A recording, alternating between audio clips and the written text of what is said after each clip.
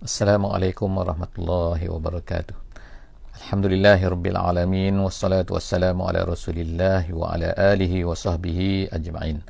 Alhamdulillah, hari ini kita bersama-sama dalam sesi tadabbur harian. Insya-Allah hari ini kita akan bersama-sama di muka surat yang ke-111. Muka surat 111 insya-Allah. Hari ini kita akan melihat surah Al-Maidah ayat yang ke-18 sehingga ayat yang ke-23 insya-Allah. Ayat yang ke-18 sehingga ayat yang ke-23. Jadi insya-Allah saya akan mulakan sesi kita pada muka surat ini insya-Allah pada hari ini dengan kita akan membaca sedikit daripada ayat yang ke-18 insya-Allah. A'udzubillahi minasyaitonirrajim. Bismillahirrahmanirrahim. Wa qalatil yahudu wan nasara nahnu abna'ullahi wa ahibba'uh.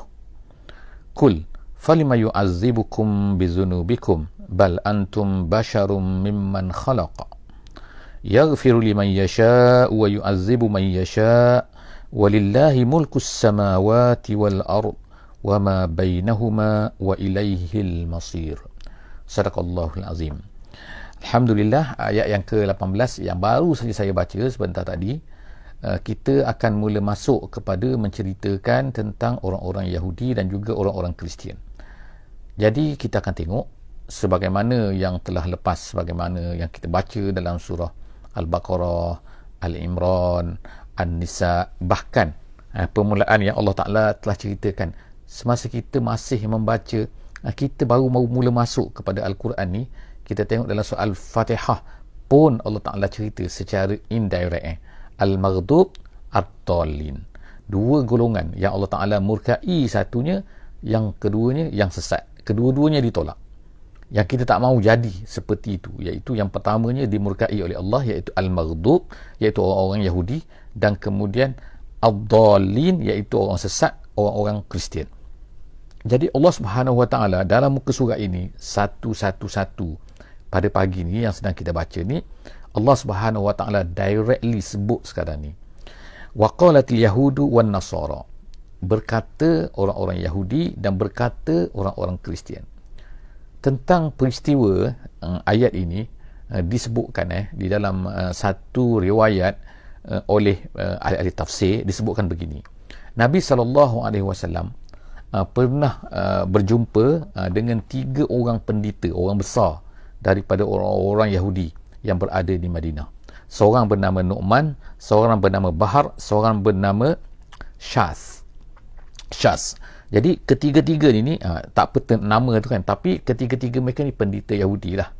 Jadi Nabi SAW pun mula berdakwah kepada mereka. Jadi tabiat Nabi SAW itulah contoh kita dalam kehidupan kita, iaitu bila berjumpa orang yang non-Muslim, target kita ialah kita nak beritahu Islam kepada mereka. Itu target kita, itu kerja utama kita, itu yang menjadi apa yang ada di dalam pemikiran kita sebagai orang mukmin. Sepatutnya ialah kita nak Islam sampai kepada semua orang.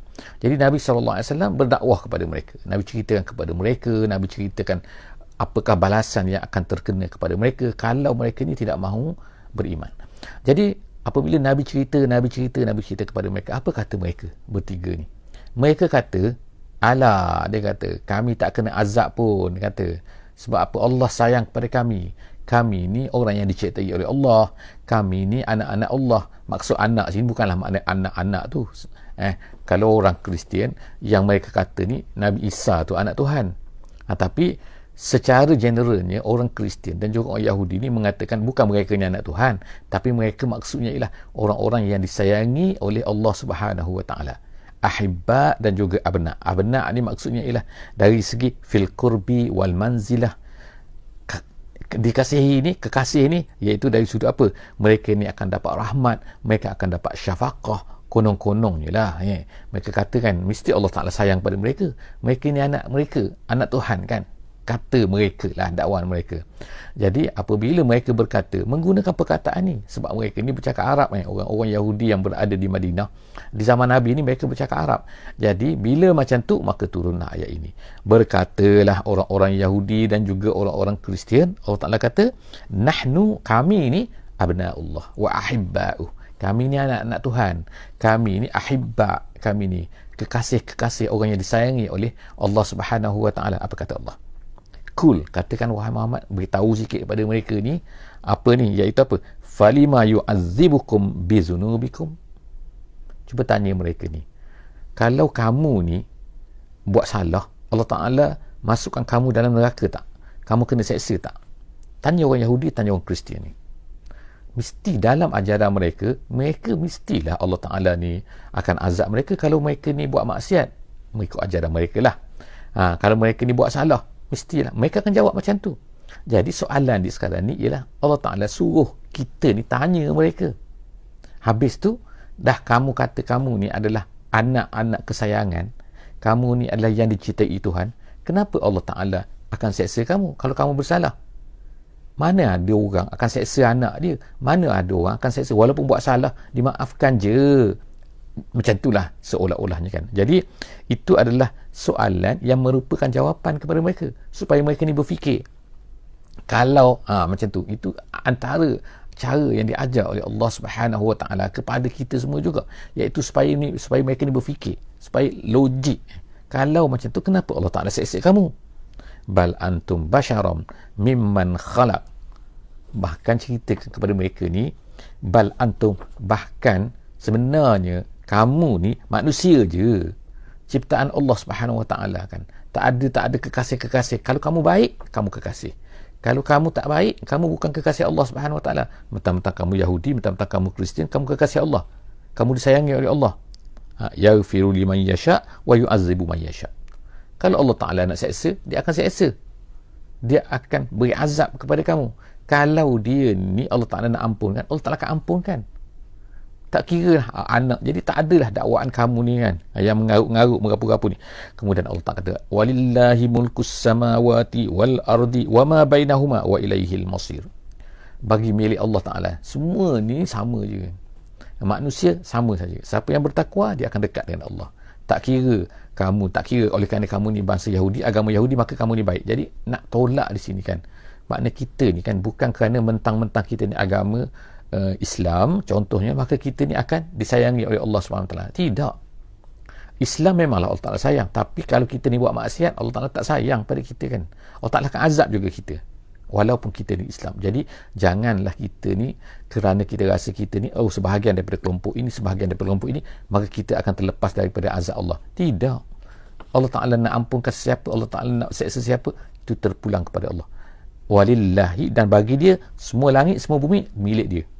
Tak ada orang yang boleh kata dia ni hebat daripada orang lain dan sebagainya, kerana bangsa dan kerana agama yang tertentu. Maknanya bukan sikit agama Islam tak bagus, bukan maksud, tapi maksudnya kerana dia ni Kristian maka dia ni bagus, keturunan Kristian maka dia ni bagus. Tak, kita ni bukan kerana keturunan.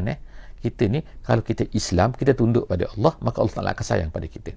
Kalau kita ni beriman, Allah Ta'ala akan sayang pada kita. Kemudian, ya ahlal kitab, katakan wahai ahli kitab, qad ja'akum rasuluna yubayyinu lakum ala fatratin.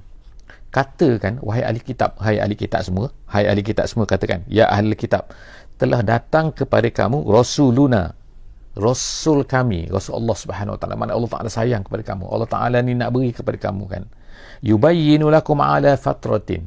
Dia ni rasul ni, iaitu Muhammad lah ni, menerangkan kepada kamu ala fatratin. Fatratin artinya adalah inqita', artinya iaitu satu tempoh masa yang panjang, yang terputus. Maknanya terputus bagaimana? Iaitu antara Nabi kita, Nabi Muhammad sallallahu alaihi wasallam dengan Nabi Isa, berapa jarak dia? Jarak hampir 600 tahun 580 tahun, 571 kalau ikut kelahiran kan. Tapi kita katakanlah hampir 600 tahun di antara Nabi Muhammad dengan Nabi Isa. Kan jauh, itulah jauh tu. Maksud itulah nama dia fatrah. Jadi Allah Subhanahu Wa Taala kata, tengok sekarang telah datanglah Rasul. Di antara Nabi Muhammad sallallahu alaihi wasallam dengan Nabi Isa tak ada Nabi tak ada Nabi. Sebagaimana satu sebut di dalam hadis yang diriwayatkan oleh Bukhari, Nabi sallallahu alaihi wasallam pernah sebut, Nabi kata, laisa baini wa bainahu, tidak ada antara aku dan antara Nabi Isa. Iaitu panjang hadis tu, cerita pasal Nabi Isa dan sebagainya. Maka akhirnya Nabi sallallahu alaihi wasallam kata, dalam hadis tu Nabi kata, laisa baini wa bainahu, tidak ada antara aku dan dia, iaitu Nabi Isa alaihissalam, nabiyun, tak ada Nabi. Kalau ikutnya sebelum daripada ini, untuk Bani Israel ni setiap mati seorang akan ada Nabi. akan ada Rasul, ada Nabi, ada Rasul. Tapi bila sampai Nabi Isa, stop situ. Rupa-rupanya tunggu kedatangan Nabi Muhammad sallallahu alaihi wasallam selepas 571 tahun, 600 tahun. Kita tengokkan betapa jauhnya kan. Jadi dalam masa itulah sepatutnya mereka ikut agama yang diajar oleh Nabi Isa alaihissalam. Tapi bukannya mereka ikut, mereka ubah pula. Jadilah Kristian yang berubah. Yang satu lagi tu, yang Yahudi tu, awal-awal lagi dah tolak Nabi Isa. Jadi dah sesat dah situ.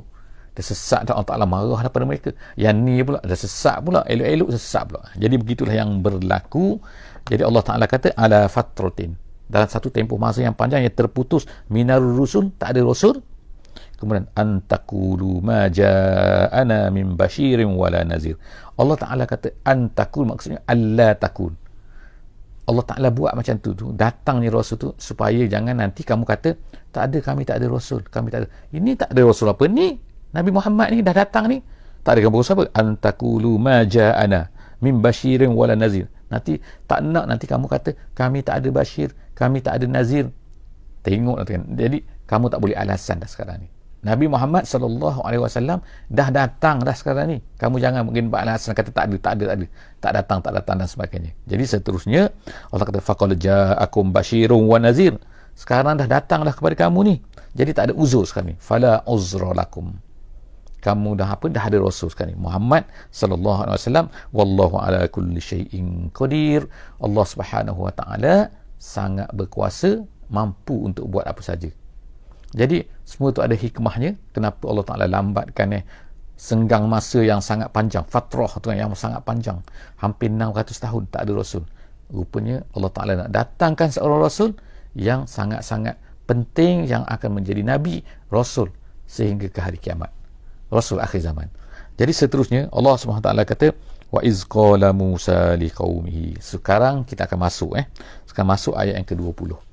Ayat yang ke-20 ni dia akan cerita pada tolong bagi respon insya-Allah sama ada suara ataupun video okey tak okey setiap hari kalau boleh. Sebab apa, saya takut kadang-kadang ada suara tak sampai suara tak masuk dengan elok Jadi insya-Allah sekarang kita sebut kita sampai kepada ceritanya, iaitu Allah Subhanahu Wa Taala cerita tentang kisah Bani Israel. Kisah Bani Israel dengan Nabi Musa alaihissalam. Jadi cerita ni agak panjang, baik kita akan tengokkan.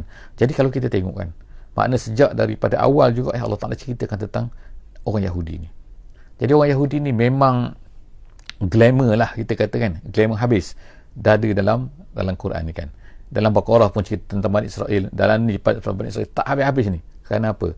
Kerana dia akan menjadi contoh menjadi contoh apa? Contoh yang buruk, bukan contoh yang baik. Contoh buruk. Wahai orang-orang yang beriman, jangan kamu ikut perangai orang Yahudi ni. Jangan kamu ikut ini perangai mereka ni. Sebab itulah Allah Ta'ala maghdub dekat atas mereka, marah, murka kat atas mereka. Jadi Allah Ta'ala kata kat sini, Allah Ta'ala kata, tengok sekarang ni, dengar sikit cerita ni, ingat sikit ni. Wa'iz, kalau wa'iz tu ialah wazkur iz dalam bahasa Arabnya. Pasti dah kalau dalam terjemahan ke ataupun dalam penafsiran ke, dia akan kata wazkur iz, dan ingatlah ketika bila? Ketika qala Musa liqaumihi.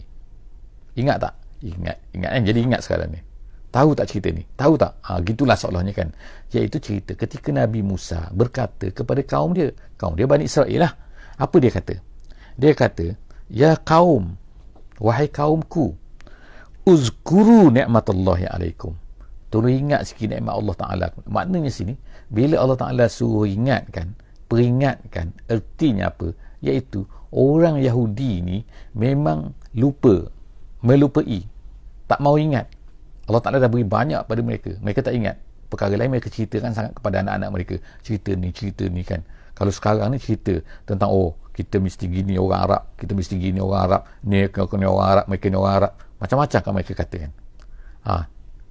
Tapi tentang nikmat Allah Ta'ala kepada mereka, mereka tak nak sebut. Kenapa Allah Ta'ala sebutkan nikmat-nikmat ni, peringatkan? Kerana sepatutnya mereka ni akan patuh kepada Allah Subhanahu Wa Taala. Allah Ta'ala banyak dah beri nikmat kepada mereka yang tak beri kepada orang lain. Kita tengok sini kan, apa dia? Allah Ta'ala kata iz ja'ala fikum anbiya. Itu yang pertama kan. Yang pertama Allah Ta'ala berikan kepada mereka iz ja'ala fikum anbiya Yang pertama, Allah Ta'ala jadikan fikum ni maknanya ialah minkum, iaitu dari kalangan kamu, untuk kamu, para Nabi. Tengok kan, itu yang pertama. Allah Ta'ala tak berikan kepada orang lain, bangsa lain, yang mana Nabi ni bertalu, Nabi kan, sentiasa ada Nabi, tak pernah putus. Daripada Nabi Musa alaihissalam tuan, ada Nabi, sampailah kepada Nabi Isa alaihissalam. Tengok tuan, masa zaman Nabi Isa tu, ada Nabi Zakaria, ada Nabi Yahya, ada Nabi Isa, bertalu-talu kan, Rasul kepada Bani Israel. Tapi mereka beriman ke? Tak, mereka bunuh Nabi Zakaria, mereka bunuh Nabi Yahya, mereka nak bunuh Nabi Isa. Tengok kan, habislah orang Bani Israel ni. Allah Ta'ala katakan, Allah Ta'ala kata, kami jadikan pada kamu, itu satu nikmat tu, satu nikmat yang besar kan. Yang pertama. Yang keduanya apa? Wa ja'alakum muluka, dan menjadikan kamu ini muluk ni terjemahannya ialah maknanya raja-raja maksudnya. Tapi dalam tafsiran dia kata bukanlah maksudnya jadi raja-raja. Ada yang kata yes, di kalangan mereka ni banyak jadi raja. Maknanya ada raja Daud, Raja Sulaiman, iaitu Nabi Sulaiman lah. Tapi penafsiran yang lebih luas lagi dia kata iaitu dulunya muluk ni makna raja ni maksudnya ialah bebas maksud dia. Kenapa disebutkan bebas? Kerana dulu semasa di Mesir mereka ini jadi hamba. Selepas daripada Nabi Yusuf alaihissalam yang bawa semua 12 orang adik-beradik dia dan juga ayah dia Nabi Yaqub alaihissalam ke negeri Mesir, mereka okey lagi. Tapi selepas tu mereka mula diperhambakan oleh Firaun. Jadi sebab itulah dalam Quran Allah Ta'ala sebut, bila sebut Firaun, dia akan perhambakan Bani Israel. Jadi mereka ni diperhambakan, mereka hidup dalam keadaan susah, dihina dan sebagainya, di negeri Mesir tu. Sehinggalah kemudian Allah Ta'ala bawa Nabi Musa alaihissalam berdakwah kepada Firaun tolak, kemudian berdakwah kepada Bani Israel, bawa Bani Israel. Sekarang kita pergi ke Syam, kita pergi ke Baitul Maqdis, kita pergi ke area sana, ke Palestin. Tapi tengok, Allah Ta'ala dah tunjukkan kepada mereka belah laut kan, mereka ni dah merdeka, dah bebas kan daripada Firaun. Tapi adakah mereka ingat? Tak. Wa ja'alakum muluka wa atakum ma lam yu'ti ahadan minal alamin. Allah Ta'ala kata, dan aku berikan kepada kamu ni suatu benda yang aku tak beri kepada orang lain di atas dunia ni. Apa dia? Banyak. Antaranya al-manna. Ulama sebut dalam tafsir dia, al-manna was-salwa sebagai contoh. Makanan yang mudah. Datang saya tangkap je makan. Tangkap makan kan. Kita hari ni kena pergi supermarket, kena pergi kedai, kena pergi pasar, kan, kena pergi berburu, kena pergi tangkap ikan, kena pergi tanam padi. Mereka ni relax je. Duduk datang, binatang tu datang saja kan, binatang dan juga as-salwa. Jadi manna salwa, tapi mereka ni banyak songeh, cakap banyak pula kan, kata kami tak nak ni lah, kami nak bawang, kami nak kacang, kami nak. Dalam Quran, dalam surah Al-Baqarah kita baca dulu kan. Jadi maknanya kat sini songeh mereka banyak ni, banyak perangai cerewetnya mereka tu kan. Itulah yang Allah Ta'ala marah kepada mereka. Allah Ta'ala beri mudah. Apa lagi Allah Ta'ala beri kepada mereka? Terbelah laut. Mereka nampak depan mata mereka tongkat Nabi Musa, terbelah laut kan. Kemudian mati Firaun dalam tu. Allah Ta'ala tunjuk depan mata mereka. Tapi mereka bersyukur ke? Tak. Mereka tahu benda ni. Sampai sekarang mereka tahu. Cuba tanya mereka. Jadi Allah Ta'ala kata malam yu'ti ahadan minal alamin, yang satu benda yang tak pernah diberi kepada orang lain atas dunia ni. Wa ya kaum, dan ingat lagi ni ketika Nabi Musa berkata kepada mereka ni, ya kaum, wahai kaumku. Ni ayat sekarang, ayat yang ke-21 ayat 21 muka surat 111. Allah Ta'ala kata ya kaum, Nabi Musa berkata ya kaum udkhulul ardal muqaddasah, masuklah ke mana? Udkhulu, masuklah ke bumi al-muqaddasah. Bumi muqaddasah tu maksudnya ialah negeri Syam tu. Disebutkan oleh ulama kata muqaddasah tu maknanya mutahharah, bukan Baitul Maqdis tapi muqaddasah, ardul muqaddasah artinya lah tanah bumi yang disucii oleh Allah Subhanahu wa taala. Maksud ialah negeri Syam. Itu pendapat yang popular, yang masyhur di dalam ahli-ahli tafsir. Walaupun adalah macam-macam pendapat lagi, tapi kemudian allati kataballahu lakum, yang telah dituliskan oleh Allah Ta'ala lakum, untuk kamu. Tulis itu maksudnya diamanahkan, disuruh pergi. Pergi ke mana? Pergi tu buat apa sebenarnya kan? Adakah pergi hanyalah pergi untuk menawan, pergi untuk berperang? Tidak. Dalam tafsir kata pergi ke sana untuk membawa Islam. Kan di sana ada ramai orang, ramai manusia. Di sana tu yang mana yang patutnya disebarkan Islam kepada mereka di sana. Jadi adakah mereka pergi? Tak. Mereka, kita akan tengok nanti ayat-ayat seterusnya, muka surat 112 dan sebagainya, kita akan tengok ni, cerita-cerita seterusnya. Apa kata mereka ni, perangai mereka ni macam mana kan, akan ditunjukkan oleh Allah Subhanahu Wa Taala. Jadi apabila dikatakan kepada mereka itu, Nabi Musa berkata kepada mereka, wala tartaddu ala adbarikum, wala tartaddu ala, jangan kamu takut kepada musuh kamu. Musuh mana? Musuh yang kamulah yang berada di yang kontrol negeri Palestin pada masa itu, negeri Syam pada masa itu. Negeri Syam ni, negeri Palestin ni, kalau dulu bila disebut Syam, ertinya ialah Palestin, Lebanon, Jordan, semua tu, Syria, semua tu adalah satu lah tu. Kawasan tu ialah dipanggil sebagai negeri Syam. Tapi sebenarnya apabila dah datang penjajah ni, penjajah daripada barat, dia telah pecah-pecah tu. Dia pecah-pecahkan menjadi 4 negeri. Biasalah kan penjajah, dasar dia ialah pecah dan perintah. Kalau tak pecah, tak boleh nak perintah. Jadi mereka kepecahkan pada negeri, akhirnya masing-masing dengan rasalah, oh ini negeri kami, ini negeri kami, ini negeri kami. Akhirnya rasa kami akan menjaga negeri kami sahaja. Jadi jadilah negeri Syam. Jadi 4 buah negeri itu asalnya satu saja, Syam. Dia jadilah Palestin, dia jadilah Jordan, dia jadilah Syria, dan jadilah Lebanon. 4 buah negeri sekarang pada hari ini. Jadi Allah Subhanahu Wa Taala kata masuk ke situ. Untuk apa? Untuk saya bawakan Islam. Allah Ta'ala menyuruh kamu, kataballahu lakum, kemudian wala tartaddu, jangan kamu takut ala adbarikum, jangan takut kepada musuh kamu. Sebab apa kan mereka, Allah Ta'ala, Nabi Musa pesan kepada mereka jangan takut ni? Sebab mereka akan sebut selepas daripada ni, mereka takut.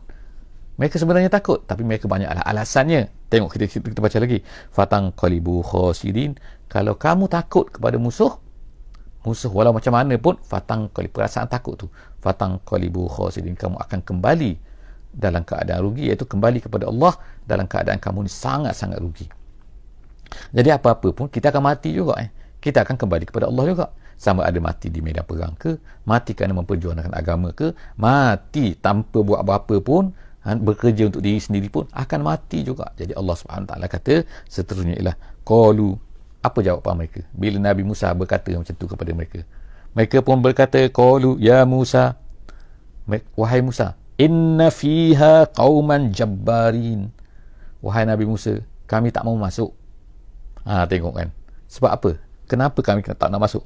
Inna fiha, pada negeri itu, qauman jabbarin, ada satu kaum yang jabbarin. Jabbarin macam perkasa, hebat. Mereka takut tu. Sebenarnya macam-macam perangai mereka ni kan, mereka takut ke, mereka tak mahu ke. Jadi mereka katalah di sana tu ada kaum jabbarin. Ada yang kata, pendapat tafsir kata, di sana tu ada anak-anak daripada kaum Ad. Ad ni ialah yang daripada bangsa Nabi Hud alaihissalam, yang mana besar, badan-badan dia besar kan. Dia kata macam raksasa, taklah raksasa kan, tapi maknanya besar. Badan besar, badan sasar, badan apa kan. Jadi menakutkan, mereka ni takut. Jadi ada yang kata bahawa mereka ini daripada Kan'an. Orang Kan'an ni besar-besar kan. Jadi mereka ni kata jabbarin. Kemudian apa mereka kata? Wa inna lan nadkhulaha hatta yakhruju minha. Kami sekali-kali, tengok dia kata lan dia kata, kami tak mungkin akan masuk ke dalam negeri tu hatta yakhruju minha, sehingga kaum tu keluar. Mana ada orang nak keluar mudah-mudah? Takkanlah kita beritahu kepada mereka keluar takkanlah mereka nak keluar. Kamulah kena pergi untuk menghalau mereka tu, kerana mereka merosakkan kaum tu merosakkan negeri Syam tu, menyesatkan orang Syam tu pada masa tu. Syam tu Palestin, ingat lagi Palestin, Jordan, Lebanon dan juga Syria, kawasan tu. Jadi Allah Subhanahu Wa Taala kata mereka berkata bahawa kami tak akan pergi sehinggalah orang tu keluar. Adalah pula mereka ni kan, mana nak keluar? Fa in yakhruju minha fa inna dakhilun. Kalau kaum tu keluar, baru kami akan masuk. Manalah keluar. Jadi Allah Subhanahu Wa Taala kata, ceritakan benda ni kan, peristiwa ni, inilah yang memarahkan, yang mereka ni mendapat mardub ni, dimurkai oleh Allah Subhanahu Wa Taala ni. Perangai mereka tu macam tu kan. Itu Nabi tu. Tengok mereka panggil apa. Tak ada adat mereka dengan Nabi mereka. Qalu ya Musa. Ada mereka panggil Nabi Allah, ya Rasulullah ke. Padahal mereka tahu Nabi Musa tu adalah Rasul. Tapi apa mereka kata? Ya Musa. Mereka panggil, hai Musa, hai Musa. Macam tu je panggil kan. Jadi panggilan pun diajak oleh Allah Subhanahu wa taala juga. Jadi seterusnya, qala rajulani minal ladzina yakhafuna an'amallahu alaihima. Kita ingat sebelum daripada ni, Nabi Musa alaihi salam telah meminta 12 orang yang dipanggil sebagai nakib, nuqaba dipanggil, ketua-ketua kepada setiap kumpulan tu. Sebab dia ada 12 kabilah orang-orang Yahudi ni. Jadi setiap satu kabilah tu Nabi Musa minta seorang untuk jadi nuqaba. Nuqaba ni makna orang yang akan menjamin, orang yang akan menerima arahan, orang yang akan dan sebagainya, yang kita baca sebelum daripada ni. Jadi diberitakan bahawa semua nuqaba ni tiba-tiba tak jadi, tak boleh pakai, berpaling tadah lah, tak dengar cakap dan sebagainya. Hanya tinggal 2 orang saja. 2 orang saja daripada nuqaba tersebut tu yang masih lagi mengikut bersama-sama dengan Nabi Musa alaihi salam. Dikatakan dalam setengah riwayat, dalam setengah ahli-ahli tafsir, dia kata nama mereka adalah Yusha' dan juga Kalab nama dia. Seorang bernama Yusha' bin Nun tu, dan kemudian seorang bernama Kalab. Jadi dia lah yang berkata ni, yang dimaksudkan qala rajulani, berkatalah 2 orang ni. 2 orang minal lazina yakhafuna, daripada orang-orang yang takut kepada Allah Subhanahu wa taala, takut langgar perintah Allah Subhanahu wa taala. Jadi mereka pun berkata, apa dia kata? Mereka ni an'amallahu alaihima. Allah Taala sebut kan, Allah Taala beri nikmat kepada mereka berdua ni. Apa maksud beri nikmat? Maksudnya ialah Allah Taala pelihara mereka daripada kejahatan-kejahatan yang telah dilakukan oleh yang 10 lagi tu. Yang 10 lagi yang sesat juga tu.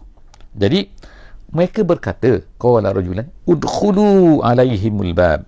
Masuklah ke atas kamu, ke atas mereka. Maksud ke atas kamu itu lawan orang-orang tu yang menghalang kamu tu, iaitu yang tadilah yang mereka takut tu. Masuk, dia kata udkhulu alaihimul bab fa iza dakhaltumuhu fa innakum ghalibun. Mereka yakin tu, kalau kamu masuk, kamu pasti akan menang. Sebab kita bersama dengan Allah, Allah Ta'ala bersama dengan kita. Kenapa kita takut? Gitu kan. Wa 'alallahi fatawakkalu. Kamu hendaklah hanyalah bertawakal kepada Allah sahaja. Sebab itulah Allah, perkataan ni kan digunakan, wa 'alallah fatawakkalu, iaitu disebut tu wa 'alallah, Allah tu berada di depan, fatawakkalu, hendaklah kamu tahu. Maksudnya hanya kepada Allah Ta'ala sahajalah. Sama seperti dalam Al-Fatihah kita baca iyyaka na'budu, iyyaka nasta'in, hanya engkau, hanya engkau. Jadi di sini bila diletakkan dalam bahasa Arabnya, bila letakkan dipanggil maf'ul tu di depan, wa 'alallahi fatawakkalu, hendaklah hanya kepada Allah Ta'ala saja kamu bertawakal, jangan tawakal kepada benda lain. Maka in kuntum mu'minin, kalau kamu ni orang beriman, hendaklah kamu tawakal kepada Allah Ta'ala saja. Kalau tak, kalau bertawakal kepada Allah sikit, bertawakal kepada benda lain sikit, itu adalah perkara yang dilarang oleh Allah Subhanahu Wa Ta'ala, bukannya sifat orang-orang yang beriman. Jadi setakat itulah saja insya-Allah sesi kita pada pagi ni. Jumpa lagi insya-Allah di dalam muka surat 112, insya-Allah 112 dalam sesi akan datang. Wallahu a'lam bissawab. Aku qauli hadza wa astaghfirullahal azim li wa lakum. Bismillahirrahmanirrahim. Wal 'asri innal insana lafi khusr illa allazina amanu wa 'amilus solihat wa tawasaw bil haqqi wa tawasaw bis sabr. Wassalamu alaikum warahmatullahi wabarakatuh.